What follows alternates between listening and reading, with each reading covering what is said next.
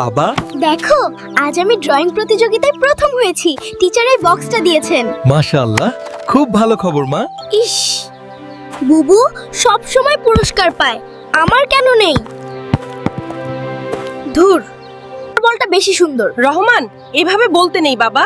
বুবুকে অভিনন্দন জানাও। উহু, আমি জানাবো না। বুবু নেই। এই সুযোগ, রং পেন্সিলগুলো লুকিয়ে ফেলবো। ওরে বাবা রে, আমার হাত গেল রে। ও মা গো, কি হয়েছে রহমান? আমি বুবুর বক্সটা সরাতে গিয়েছিলাম। সরাতে গিয়েছিলে নাকি লুকাতে গিয়েছিলে? বুবু, তুমি বক্সের জন্য রাগ করনি? বক্সের চেয়ে তুমি বেশি জরুরি ভাইয়া। ব্যথা কমেছে?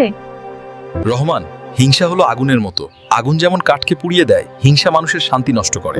তুমি বুবুর ক্ষতি করতে চেয়েছিলে, কিন্তু ব্যথা তুমিই পেলে। জি বাবা, আমার ভুল হয়েছে। বুবু কত ভালো। এই তো আমার সোনা, সব বুঝে কত ভালো। বুবু, আমাকে মাফ করে দাও, আমি আর হিংসা করব না। পাগল ছেলে। মাফ করে দিলাম, কিন্তু শর্ত আছে, আমার সাথে আঁকতে হবে। সত্যি? দাও দাও, আমি একটা বড় লাল গাড়ি আঁকবো। এই নাও শরবত। আর ঝগড়া নেই তো? না মা, হিংসা করা পচা কাজ আর করব না আজ।